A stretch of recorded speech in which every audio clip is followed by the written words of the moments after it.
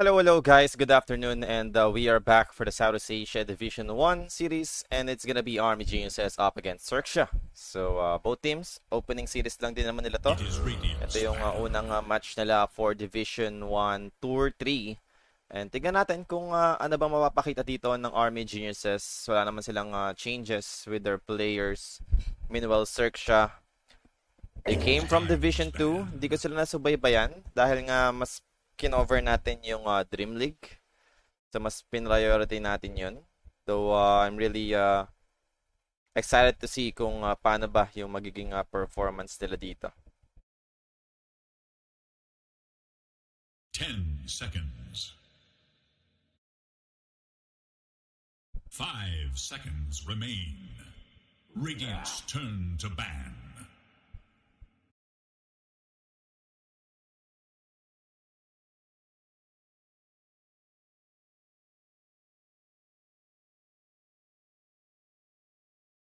So, last ban for Army Geniuses ang inaantay natin.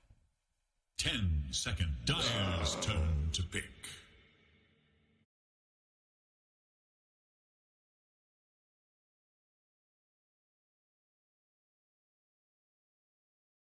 Radiant's turn to pick. Void incarnate. They'll be getting Void Spirit.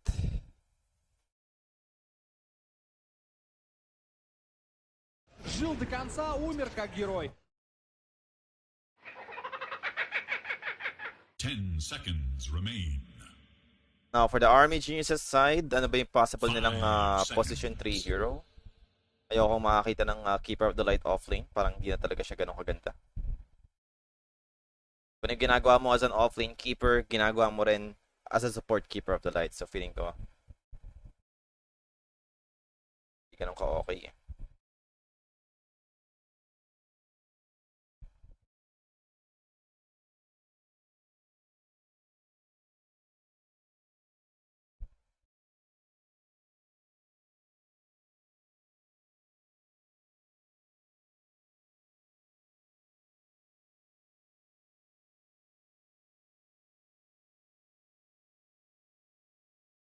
So, 1 minute pa naman yung remaining dito for AG to decide for their final pick.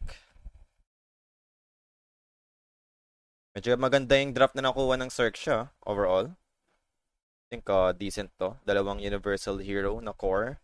And then, they even have this alchemist na talagang popular ngayon. Ooh, Axe is back.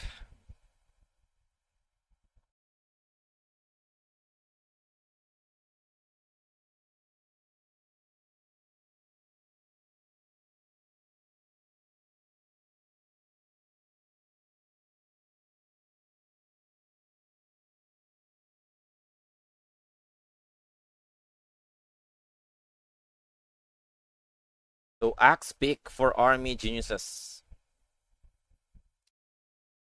I think okay siya up against Alchemist. It's gonna be a free game for the Axe. Then, meron pa silang Dazzle dito that can be countered by the Calling Blade. So, good stong Axe pick for me. 10 seconds. Pero tignan natin, in terms of scaling, kung much better pa rin ba yung nakuwang draft ng 5 AG. seconds remain.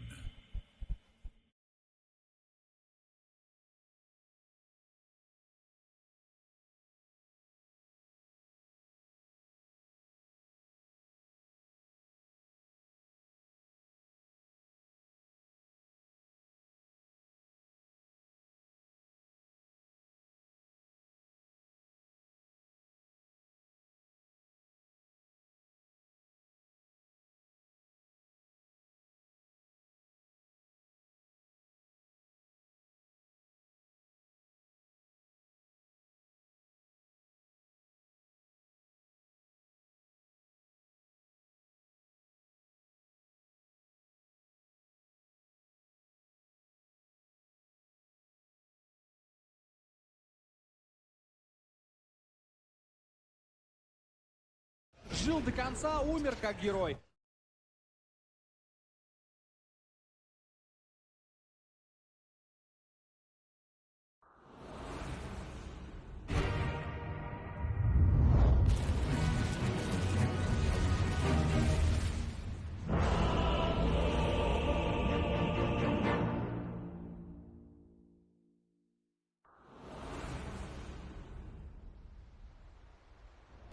Жил до конца, умер как герой. The time for preparation is short. Use it wisely.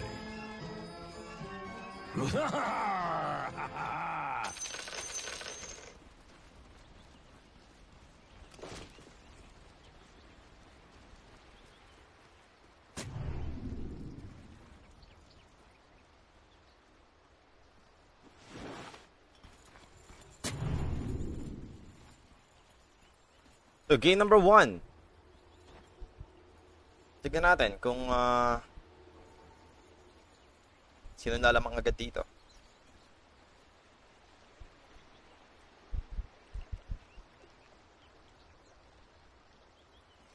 Hey, everybody. Just 30 seconds. Hey, everybody.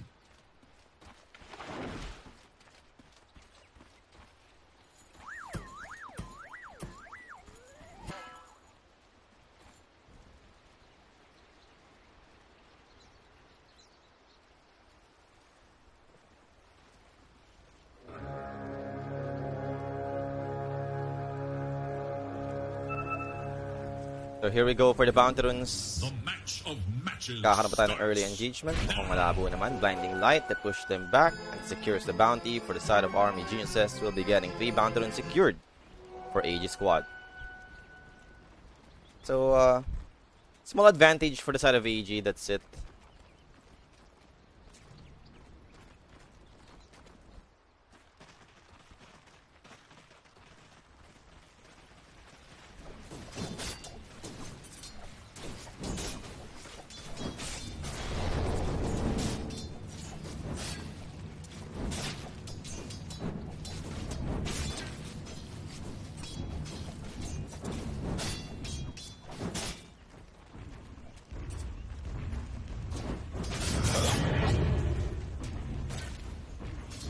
Жил до конца, умер как герой.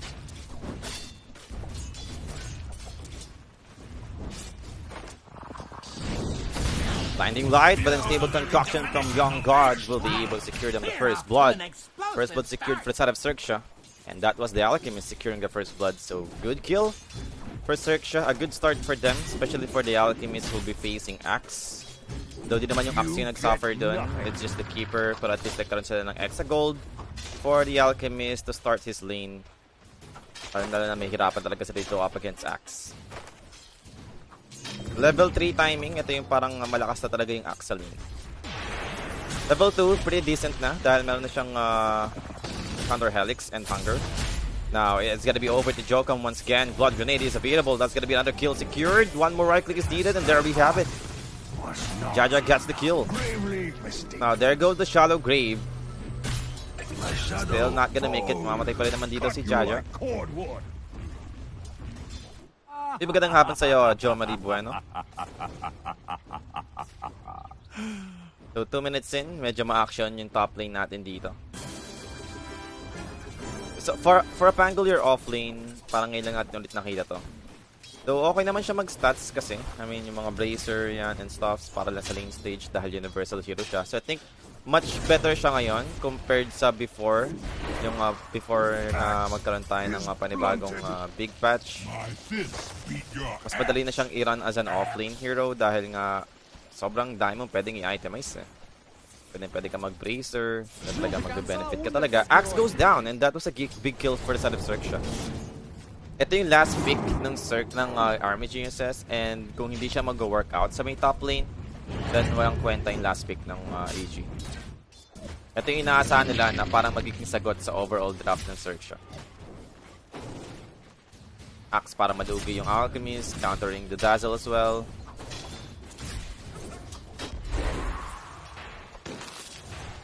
Blood Grenade once more. Grabe yung ginagawa dito ng Jaja. Shallow Grave, just buying some time for himself. Umamatay pa nga doon si DP. Siya pa yung unang namatay. Bago yung Dazzle. And speaking of Dazzle, wala naman siyang point ng kanyang Shadow Wave, sorry. So, I think mamamatay naman siya in the hands of the Keeper of the Light. For Young God, wala siyang mana eh. For Unstable Concoction. Pwede siya na mag-Magic Stick para makapag-charge ng Unstable Concoction. And I'm not sure kung kaya nalang patayin yung Keeper of the Light after that. For sure, mamamatay yung tassel.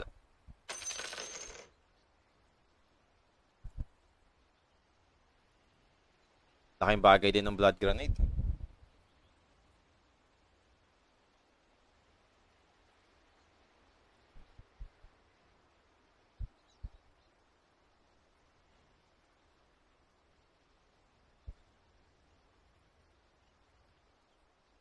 Was that intentional? It was most intentional.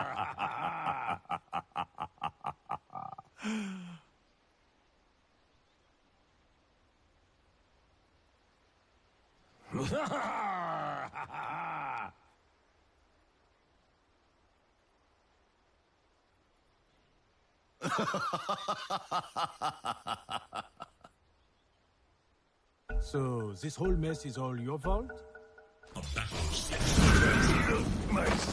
Well, that is Dazzle dead. But a Jokum will die at the same time. Kasi sabi ko, inabot pa nga siya ng Alchemist with unstable concoction. So, 2 heroes dead for EG sa top lane again. And Alchemist, sobrang sarap ng buhay niya dito ngayon.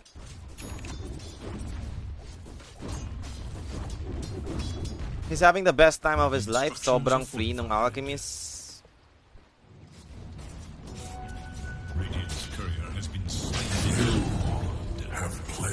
Ooh, yo, wet. You must train harder. Na-outplay pa nga si JG sa mid lane. Got solo killed by the Ember Spirit.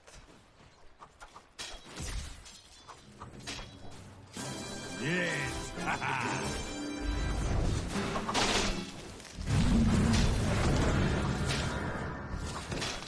Lupido, delicado. They have the blood grenade for the extra slow and the Metamorphosis damage is enough to kill him.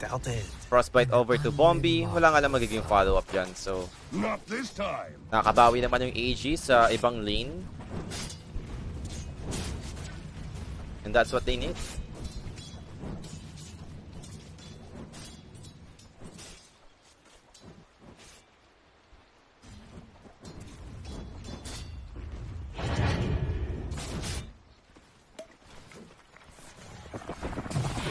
There goes the unstable concoction. Over to Axe, blinding light coming in, pushing back the Alchemist. They have the Frostbite for the follow-up control. Young God dropping low as well. The body block comes in, another Frostbite secures then the kill over to the Alchemist. So rotation for the Crystal Maiden will be successful at the end. But they've lost the Axe as well. Jaja dito trying to escape. Meron pa naman siyang point for the Shadow Wave. Still available. And blinding light coming in. Varys will be the one to fall. JG again, manning up. Yowe, mag-iiwan pa nga ng Remnant. And TP his way out. Gonna fill his bottle.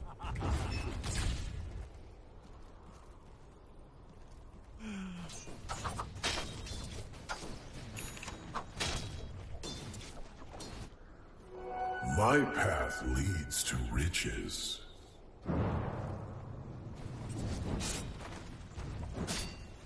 Shadow Wave! Undignified demise.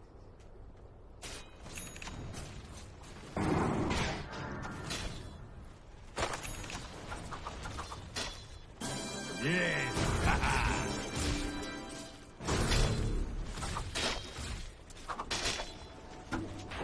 So 6 minutes in, 6-7 yung score. More on action yung nakita natin dito. And another one, over to DB. Poison Touch, then Stable Concoction connects in. And mamamatay na naman dito si DB. Vanguard available, but it was too late. Bounty.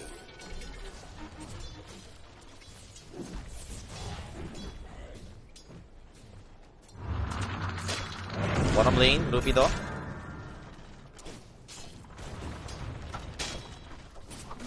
Not quite as slow now.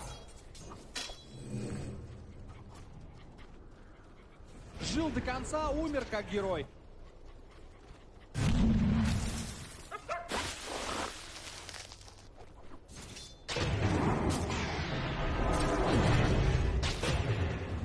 I merely return to my true form.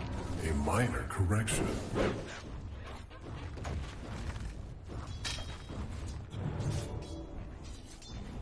Radiant's bottom tower is in danger.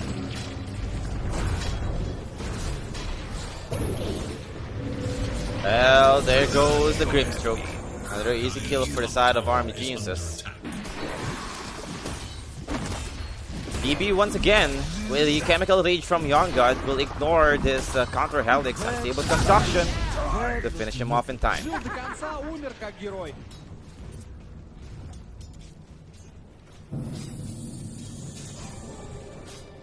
Not looking good for DB. Kanina pa siya pinapatay dito ng Alchemist Dazzle.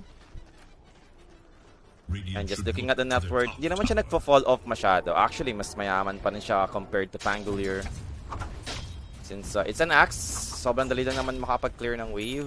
Counter Helix lang, and you have Vanguard, so makapag-recover pa rin naman to. Now over to JG this time. This is gonna be 3 heroes. Dazzle joining in. JG still gonna survive. No, they have that magic damage. Frostbite, Illuminate, together with the Searing Chain. And now it's gonna be over to Dazzle Joe with the Arcane Rune. To get more kills, Pavis available na for Jaja. Okay, interesting. Sobrang aga niya nakuha yung Pavis na yun. And looks like mamamatay pa rin naman si Jaja dito.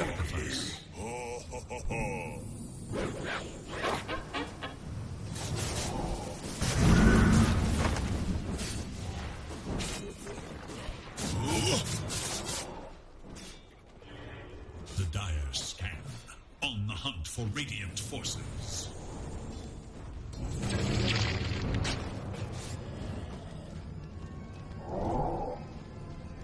Radiant should look to their middle tower.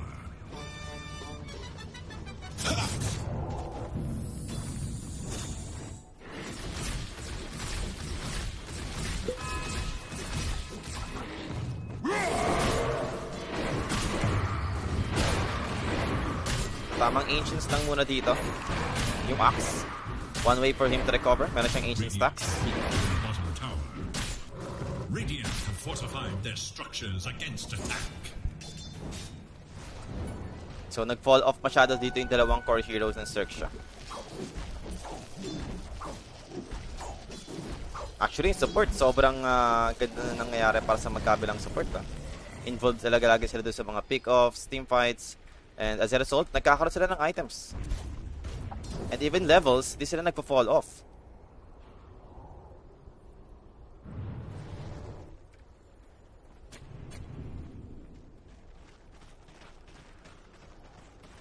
So for the support players, they're doing great actually. Either Remnant catching out Yue.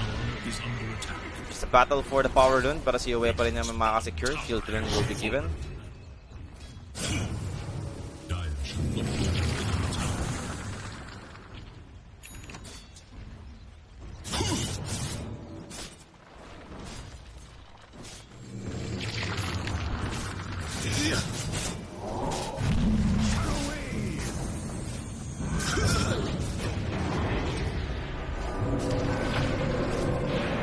Well, there goes the Inkswell combination. Жил до конца, умер как герой. Yue goes down. What hope did you have against me? Hindi niya na-dodge yung Phantom Embrace, na-silence pa rin siya. So yun yung iwasan ni Yue. Ember Spirit is not really known for being great for his attack speed. Di naman siya ina-itemize ng mga attack speed items. So di niya agad may clear out yung Phantom Embrace ng Grimstroke. So tamang iwas dapat siya dun. Pwede siya mag-Manta style para lang makacounter yung Phantom Embrace. But aside from that, wala na. DKB yan. Oh, grabe naman to. May Regents na, may Ancient stacks pa si Young God. Sobrang yaman na Alchemist yung makikita natin dito for Xerxia.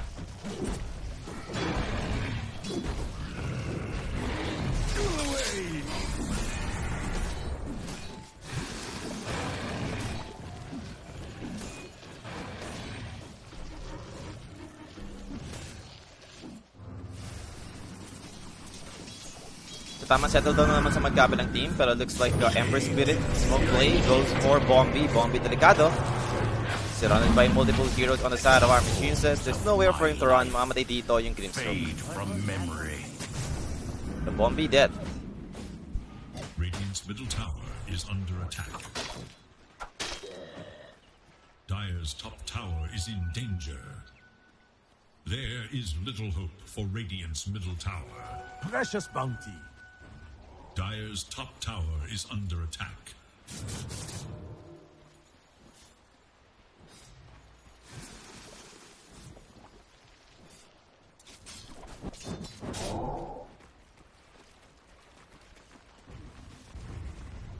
There is little hope for Dire's middle tower.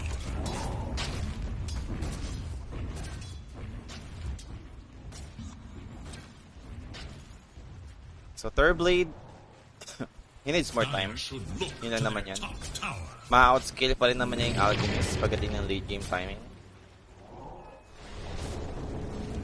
Xerxia, kailangan nila madalin yung game na to. Fortified. Dire's top tower is under attack. Kailangan nila ma-abuse yung power spike ng Alt Dire should look to kapag their meron na top siyang tower. BKB. Malapit-lapit naman na. And Xerxia making their move on the way to the top lane. 3-man smoke play for Xerxia. Dire's top tower Makakaramdam is naman dito yung under Axe. attack. Axe wala. Okay, available na pala yung kanyang Blink Daggers. Going for Blade Mill for his next item choice. So smoke play, not gonna be successful for the side of Xerxia. I amplify my impact.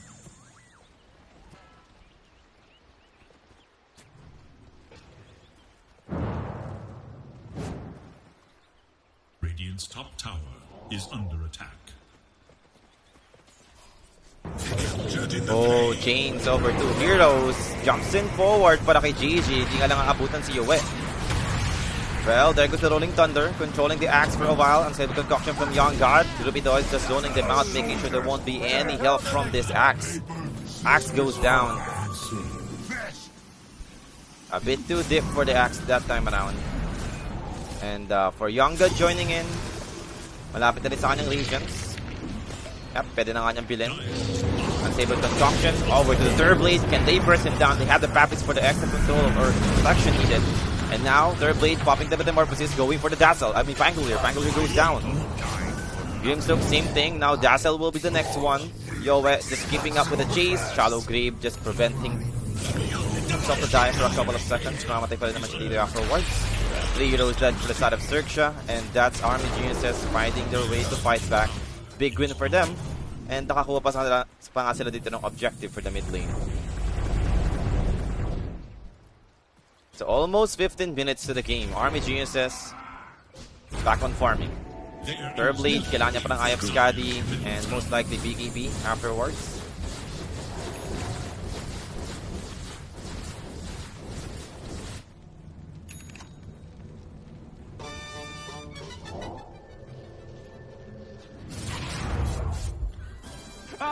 And there goes the smoke play for the side of Xerxia. Dire should look to their top tower. Radiant are scanning for enemies.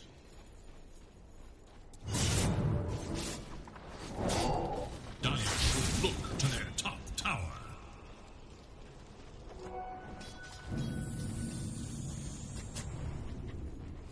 Dire's top tower is under attack. I pity your meager perspective.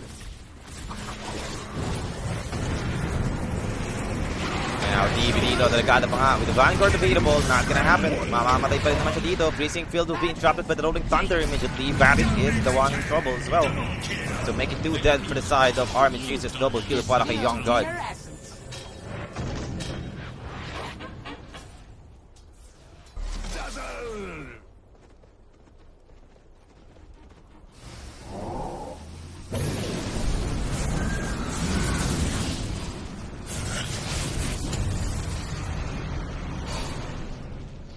The Young God will be forced to pop his BKB. Top tower is under attack.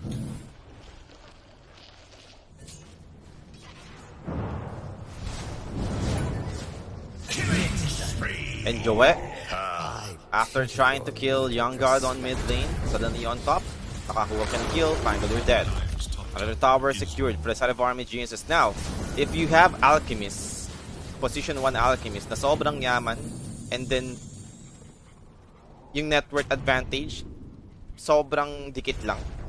Actually, nagpapalitan lang AG to Xerxia, then merong mali sa Sage. Supposedly, dapat sobrang ahead nyo dito in terms of net worth.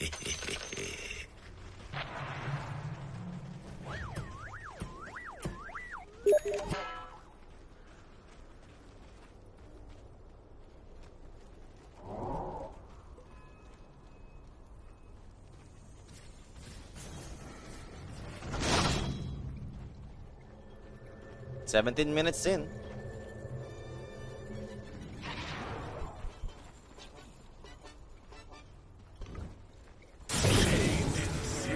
Rune of illusion.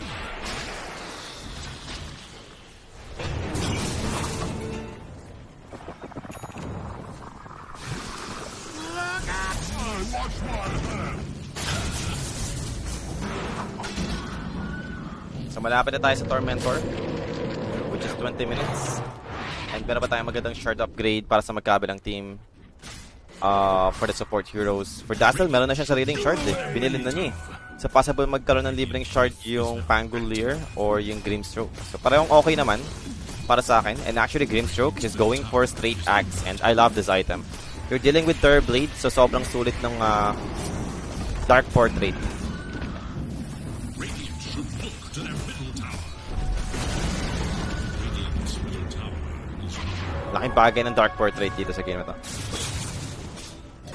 And with Philosopher's Stone available, makukuha ng Grimstroke to.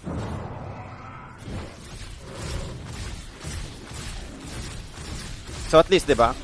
Kahit yumayaman yung Blade, meron silang answer, which is in Dark Portrait. Now for the Blade, wag lang siyang magba-butterfly, ayun lang.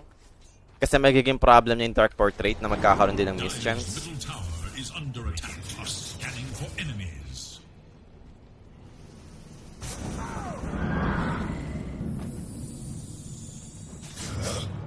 Pero kung gusto niya mag-MKB dito, dahil merong Regents yung Alchemist yan, may Evasion, pwede naman siya mag-Butterfly as long as mag-MKB siya. So kahit pa paano, kaya niya pa rin patayin agad yung Dark Portrait. And mag-miss sa kanya yung Dark Portrait, di naman kagana yung MKB ng Dark Portrait.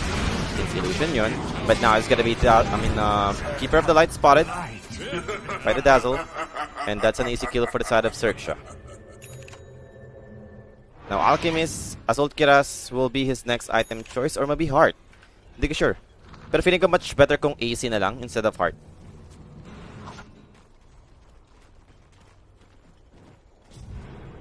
Maganda yung Heart kapag yung sobrang walang answer sa'yo yung opponent nyo. Yung talagang sobrang kailangan pa ng marami pang item. But as of now, mayaman yung heroes ng AEG. Mukha lang hindi dahil ang taas ng network ng Alchemist. Pero meron silang way to deal with Alchemist. They have this Blade na merong IF Scuddy, so parang hindi ganun ka-valuable yung Heart. Ngayon, for the Alch, tataas lang yung buhay niya, that's it. Pero ando pa rin yung damage nila. So, parang much better kung mag-assault kiras na lang siguro muna siya dito. Get the armor, attack speed na rin, armor reduction to help them for the team fights. Para sila ng extra damage. Main concern ko lang naman talaga dun sa Assault Kiras is kapag na-reflection ng Blade, meron din silang libreng Assault Kiras, then meron pang Regents. Yun lang. Yan naman yung factor na parang isipin mo pa.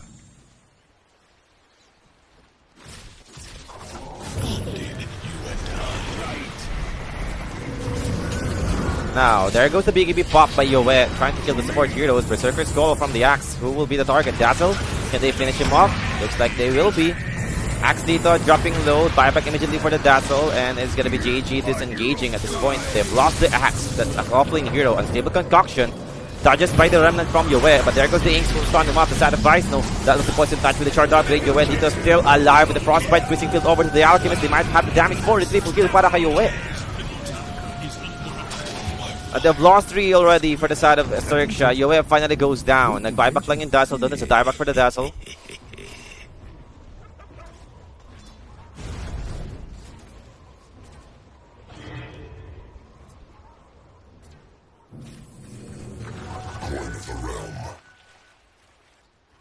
So still going for Heart pa rin naman yung Alchemist.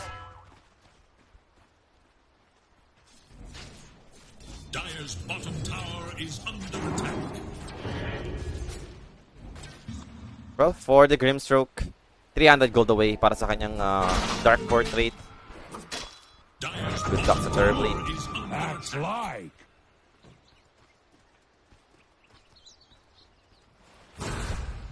Bounty.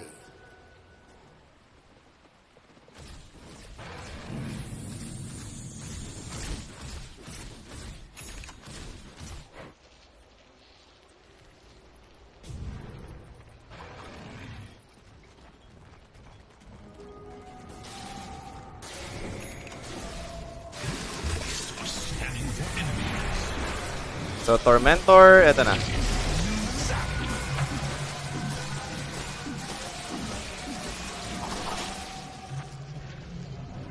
So, shard upgrade was given to the Grimstroke. Saktong-sakto pa. Malaking bagay din yung shard upgrade dito. Yung pa rin naman yung shard ng Grimstroke. If I'm not mistaken, yung meron strong dispel. Yeah. So, goods pa rin naman yan.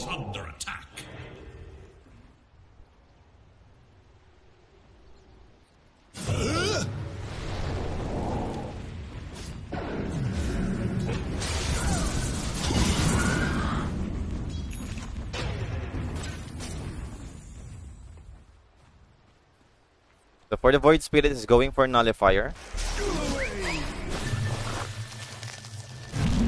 Para sa mga Force Staffs. Okay. Once more. Your death ennobles us all. Shiva's Guard. Malapit-lapit na rin naman na para kay Yoe.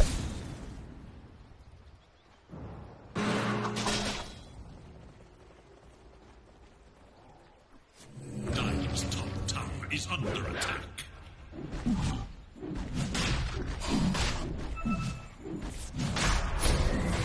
Dire's middle tower is under attack. So Roshan attempt for the side of Xerxia. Question is, iko-contest ba to ng Army Geniuses? Shoutout nga pala sa jowa ni Christian Coronel na si TJ. Shoutout ko sa inyo.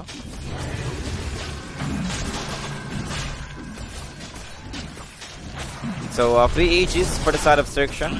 Even though it's daytime, hindi naman tayo contest ng Army Geniuses. Work for both of us? It better.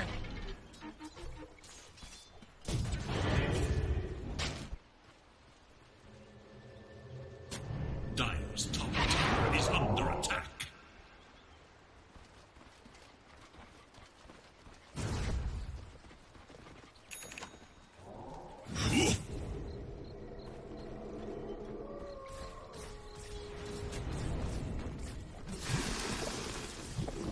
Radiant's bottom tower is under attack.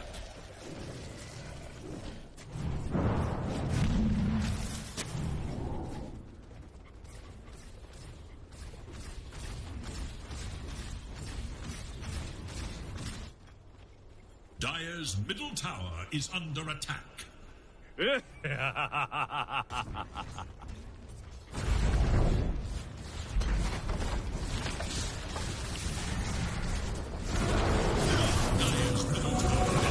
Well, team fight breaks in. Catches the third blade. Third blade dito. He's getting control. The rolling thunder coming in for the extra control needed. Thunder, can he use it? Does have the BKB still. Gonna pop it right now. Trying to man up. Young God 1v1 situation up against third blade. Thunder used. Back to full HP. Young God needs to be careful. Gonna throw the stable concoction. Not gonna connect in. But now the Alchemist is trying to regen up thanks to his heart and chemical rage. Trying to fight back again. They have their fishing build coming in from the Crystal Maiden, trying to deal with Jupiter. Jupiter goes down. 2-for-1 trade still. And now the Simulate out for the Void Spirit will be able to make it out. Unstable Concoction will connect onto the Alchemist itself. And now he's in big trouble. He goes down. Aegis use. Can they save him for the second time around? They have the Dazzle. Waiting for the Shadow Grave if needed. Poison Touch for the X control. Shadow Grave use over to Young God. The Stable Concoction will be thrown over to Yue for the X stun. But they have the Frostbite. Unlimited control. But there goes the sustain given. Well, the Simulate. Simulate out lang naman para kay GG.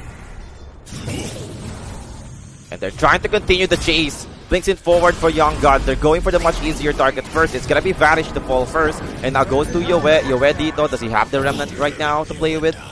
Actually, not available yung kanyang Remnant dito for 5 more seconds. And now Bombi joining this. Dark Portrait use. Inkswell connecting in. Unstable Concoction. The Axe just joined the fight with the Berserker's Goal. A huge one. Getting the kill over to the Void Spirit. And now Alchemist still plenty of HP to play with. And here comes the Third Blade. Thunder is about to be up in 4 more seconds. Unstable Concoction once more. Para kay Young God will be thrown over to the Illusion. Blinks his way out. Yue not gonna be able to catch him. Rolling Thunder out para kay Rubido. And disengage for Xerxia. So Army Geniuses are the one winning that fight.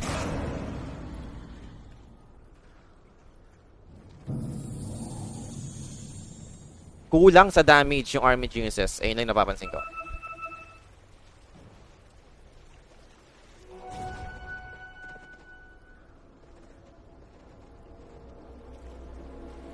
Dire's bottom tower is under attack.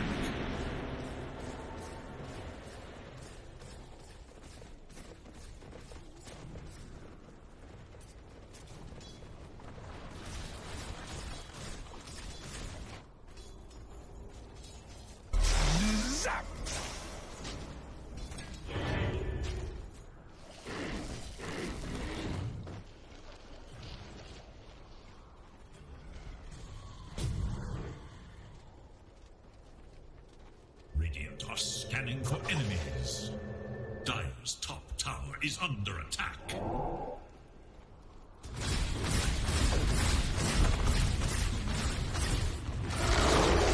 Dire's top tower has fallen. So more objectives secured for the side of AG.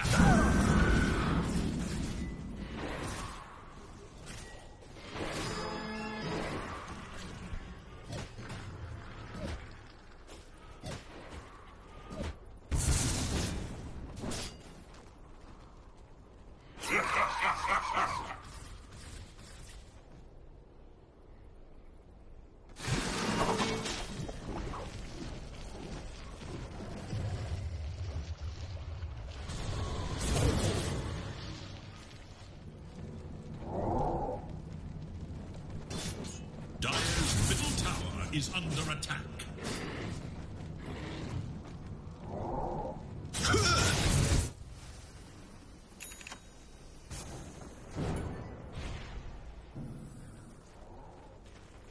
Dire's courier has been killed.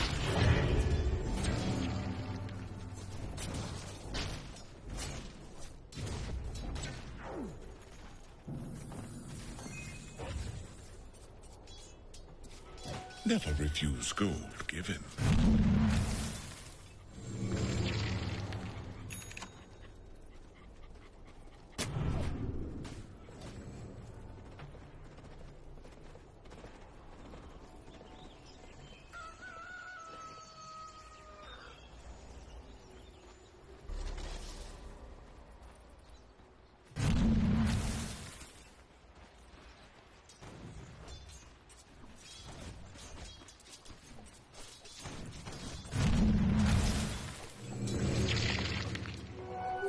Axe fades from sight.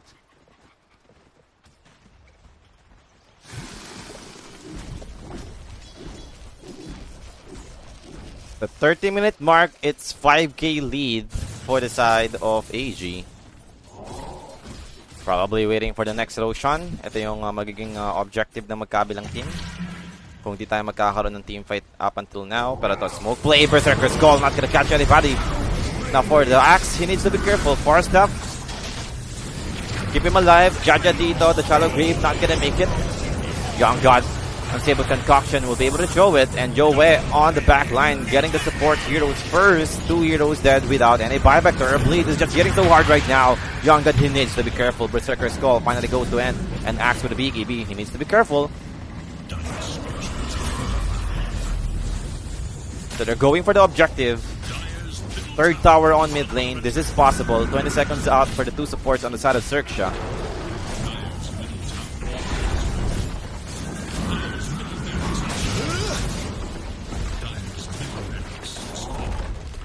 Dire's middle barracks has fallen. And there we have it. They're going for the next one. Third tower naman sa may top lane. Gusto nila makuha dito. Metamorphosis finally goes to an end. And kailangan nila mag-disengage dito for the side of Army Jesus. Now, for the next objective, Roshan na to. 40 seconds. Malalaman natin kung ilan yung added time for the Roshan. And Xerxia, this is the best time for them to actually smoke up, knowing na walang Metamorphosis in Turblade, and they will do it. Looking for a potential pick-off. Can they catch someone over the side of AG? This is pretty obvious for AG squad, so I'm not sure kung lalabanan ba nila to, or they will just try and dodge it kasi nga wala silang Metamorphosis. Medyo limited yung damage nila dito. Radiant are scanning for enemies.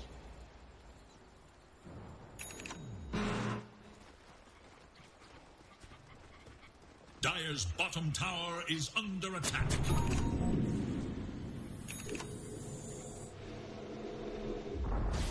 Dire's bottom tower has fallen.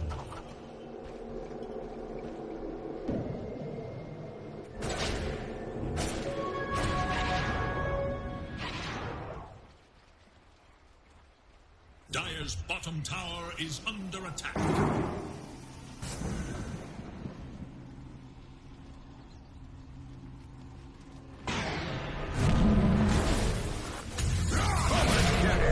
Oh, Rush Pit area. Mamatay pa nga yung Void Spirit. JG goes down. Meager perspective.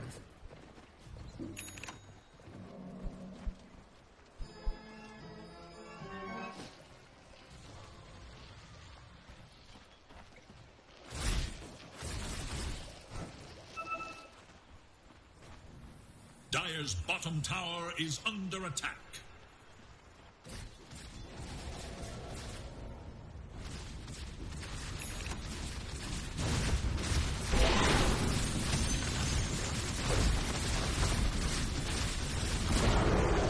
Dire's bottom tower is no more.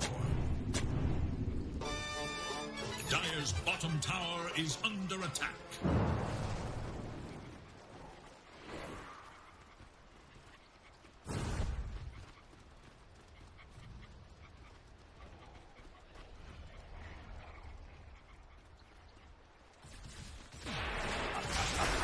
No, 4-man smoke play for the side of Xerxia.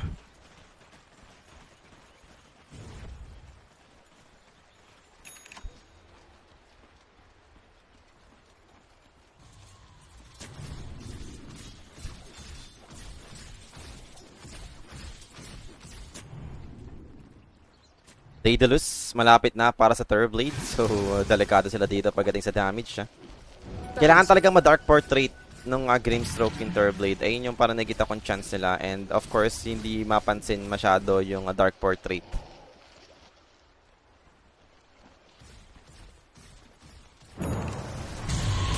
Oh, hang on.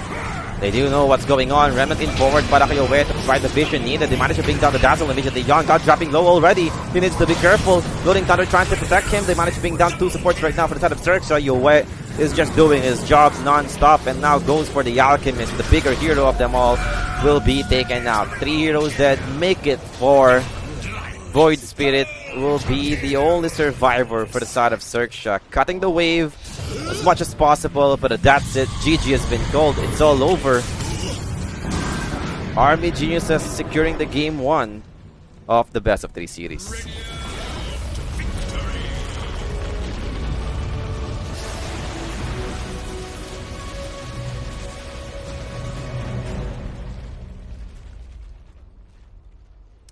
Well, it's all about timings, and for AG, nakuha naman nila yung mga key items nila dito, and as a result, they are much stronger compared to Xerxia in terms of mid to late game. Yung Alchemist, sobrang yaman, yes, that is given, pero hindi nila na-abuse yun for Xerxia kasi nga yung dalawang core hero sila, hindi naman ganun nakasabay for the Alchemist, and nahirapan sila dong actually ma-close out agad yung game.